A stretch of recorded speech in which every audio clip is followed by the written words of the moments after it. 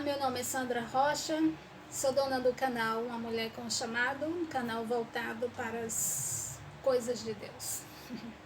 Testemunhos, estudos, lições infantis, um cunho adulto puxado por um pouco infantil. Então aqui você encontra um pouco de tudo neste canal, de tudo relacionado às coisas de Deus, do Deus eterno, Deus que a Bíblia fala. E neste vídeo de hoje você vai ver um pouco sobre mais um episódio, mais uma parte do que estamos tratando. São vários vídeos que eu estou fazendo, vídeos curtos, porém dando uma sequência. Então nós estamos estudando sobre a trajetória de Jesus da eternidade até a Terra.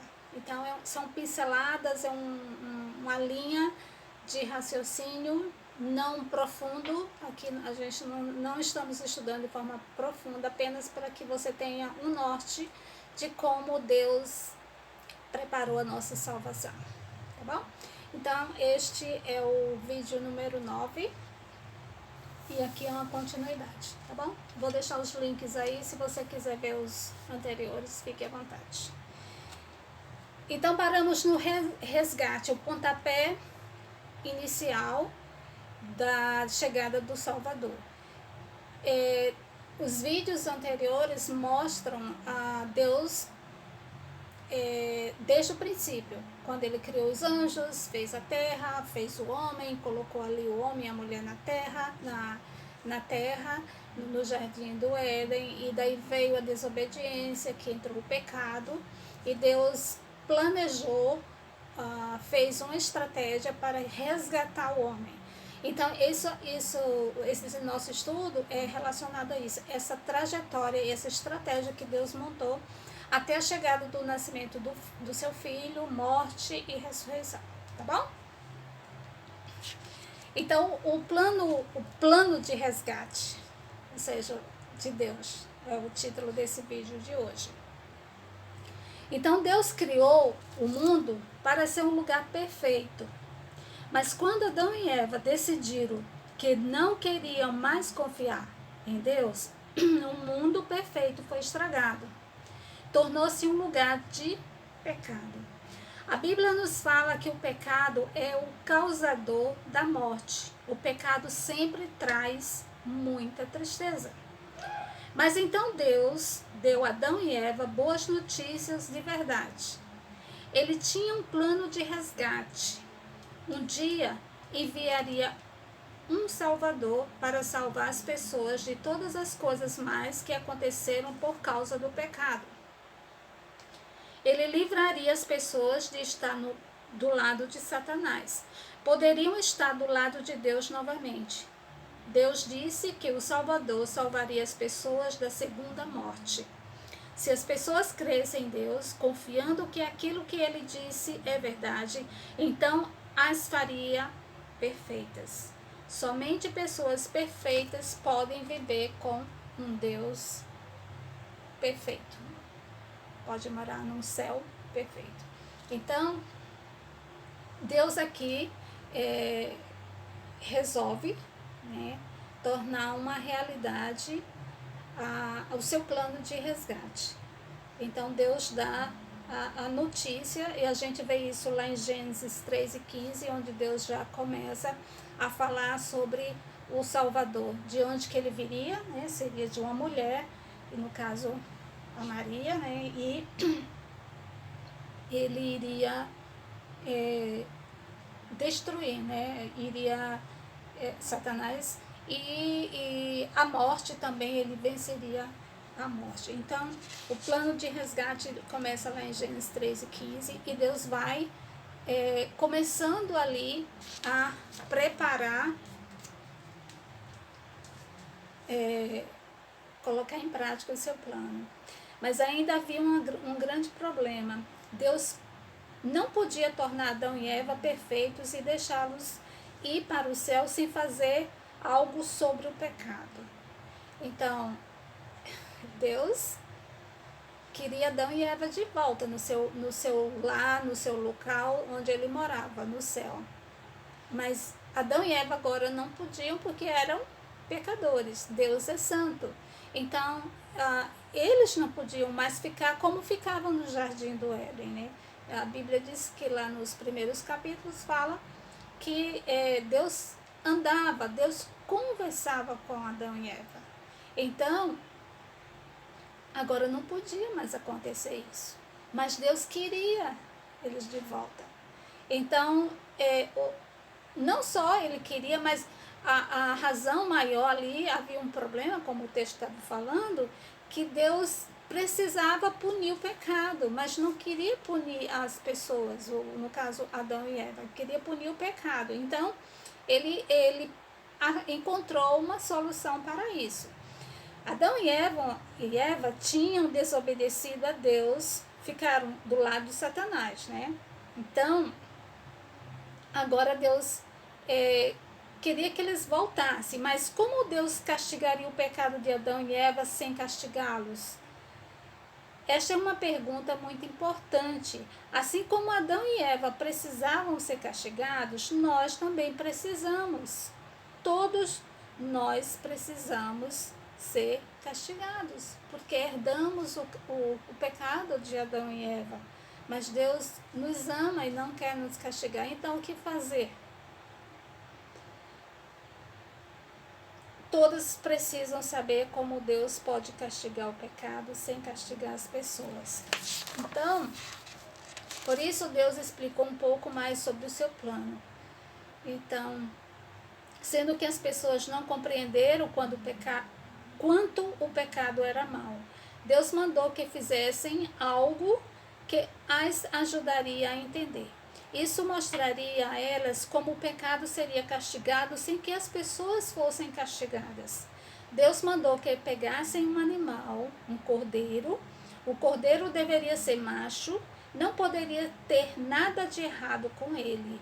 Não poderia ser doente ou aleijado, e sua lã não poderia estar caindo, deveria ser perfeito. Deveriam trazer o cordeiro a um altar, um lugar de morte. Aquele que trouxesse o cordeiro deveria colocar sua mão sobre sua cabeça. Deus disse que se fizesse assim, ele olharia para o homem como se todo o pecado dele fosse colocado sobre o cordeiro. Então, aqui Deus explica como que vai fazer para resgatar o homem, o ser humano, se eles crescem, né? Porque Deus deseja, mas é preciso que a gente tome a decisão de querer estar com Deus. Tem gente que não quer, tem gente que diz abertamente, eu não quero Deus. Não reconheço como Deus. Embora Deus tenha feito tudo isso por ele, né? Mas Deus aqui já mostra um jeito de fazer com que essa forma do animal, ela estaria já mostrando como que seria o seu filho, como que o seu filho faria. O que o seu filho representa nessa história do resgate. Então, ele deu essa ideia e todo aquele que cresce deveria executar. De trazer um animal perfeito, uma ovelha perfeito, macho, não podia ser fêmea, não podia ter osso quebrado, não podia ter doença. Esse animal era trazido por aquela pessoa, e então o pecado dela, quando o animal era colocado no altar, o sangue dela era derramado, então Deus via, não o homem ali no momento, ele via a ovelha. Então toda a sua ira, tudo que era de ruim queria ser jogado sobre o pecado, né, que o pecado era o responsável, então caía sobre aquele animal. Então Deus estava ilustrando algo que iria ser feito no futuro. Mas algo muito ruim, muito triste, tinha que acontecer. Você se lembra como a morte veio ao mundo por causa do pecado? Então, sendo que o cordeiro agora carregava o pecado do homem, então deveria morrer. O homem que trazia o cordeiro deveria matá-lo. Isso ajudava as pessoas a verem que era o pecado, que era o pecado delas que estava matando o cordeiro. Então, até a gente pode pensar, né? Mas Deus não ama os animais, aí Deus, né, mandava matar um animal.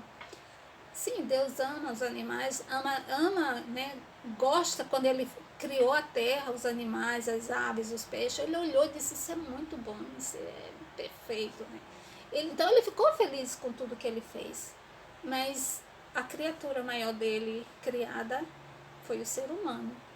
Era parte dele. Parte dele foi dada a nós. Então ele nos ama acima de tudo.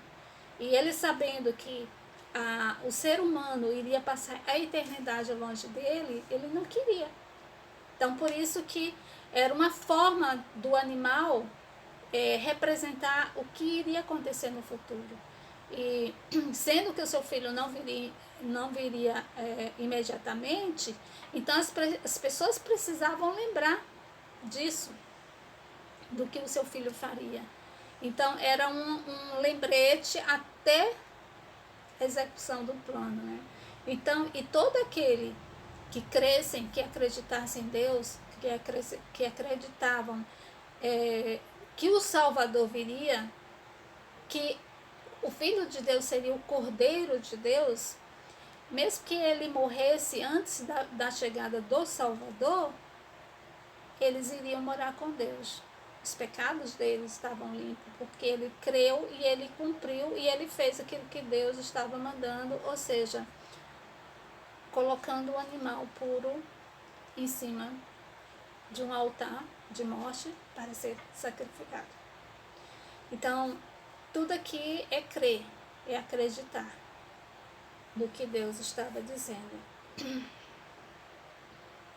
Deus mandava as pessoas fazerem isso para que entendesse o seu plano de castigar o pecado sem castigar as pessoas.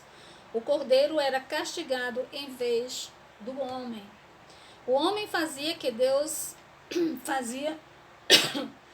O homem fazia o que Deus disse porque confiava em Deus.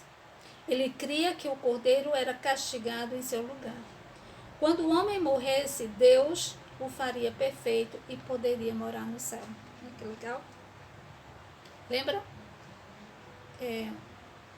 Deus é perfeito, o céu é perfeito. Então, para morar lá tem que ser perfeito. Então, nesse caso, quando a pessoa acreditava, aquele pecado era apagado pelo sangue do Cordeiro, por causa da fé daquela pessoa no Deus eterno e na promessa dele. É interessante, só abrindo parênteses aqui, a pessoa, por exemplo, no caso de Abraão, né? Abraão foi aquele que Deus chamou para fundar a nação de Israel, começou dele. E Abraão era um dos que obedecia, né? Que fazia matava o animal, levava no altar. Então, Abraão, ele compreendia, embora não visse, ele compreendia que Deus enviaria o seu filho para morrer no lugar dele. Então, é fé, é pura fé. Fé é acreditar mesmo que não veja. Mesmo que não veja, mas ele acredita. Então, isso é tudo para Deus. Que a gente não... É como hoje. Eu não vi Jesus Cristo na terra. Eu não vi ele morrendo numa cruz. Eu não vi ele ainda jovem, bebê, adulto, pregando. Não vi. Mas eu acredito, eu confio que ele veio, que isso aqui não é balela, que isso aqui não é uma besteira. Explicar, provar, cientificamente isso, não consigo. Porque aqui, ó, é coração, é mente. Não sei te explicar. Fé é sentir, é ter uma conexão com um ser superior chamado Deus. E eu não posso explicar isso, como que funciona, mas eu sei que existe. Assim como eu sinto o vento, eu sei que ele está vindo aqui na minha direção, não posso ver, mas eu sei que ele existe. Para mim, Deus é mais ou menos que eu consigo, mais que eu consigo explicar isso, né? De fé, de acreditar, assim como Abraão acreditou, Moisés, Jacó, e por aí vai. Tem uma lista grande de pessoas que creram no Deus Todo-Poderoso. E eu faço parte delas. Graças a Deus por isso. Amo meu Deus de todo o meu coração. Acredito nele 100%. Não tenho medo de dizer isso a ninguém. Se acreditam, ótimo. Se não acreditam, a minha fé continua do mesmo jeito. Crendo no Deus Criador de todas as coisas. Crendo no Senhor Jesus Cristo, Filho de Deus eterno, Cordeiro de Deus, aquele que Deus disse que enviaria. Acredito que ele veio. Acredito que ele morreu numa cruz. Acredito que ele ressuscitou. Acredito que ele voltará, assim como prometeu que voltaria. Isso é fé. Espero que você também tenha esta fé. Porque eu acho que é muito difícil, muito triste uma pessoa que vive sem fé em Deus. Em alguns vídeos deste canal eu dou alguns testemunhos. Eu não gosto de dar, mas ao mesmo tempo, o testemunho que eu falo é o que Deus faz na minha vida e que é uma amostra de que Ele é real. Mas mesmo que Ele não me desse essas amostras da realidade dEle, de que Ele é um ser real, vivo, todo-poderoso, eu creio nele. Mas eu falo porque algumas pessoas precisam ouvir para poder crer. Então, para que o Deus seja conhecido em outros corações. Então, também, se você quiser ver, tá, esses vídeos alguns já estão no canal, outros ainda estão sendo editados, mas passa lá, dá uma verificada. E no próximo vídeo a gente continua esse roteiro da vida de Jesus da eternidade até a Terra. Tá bom? Até lá.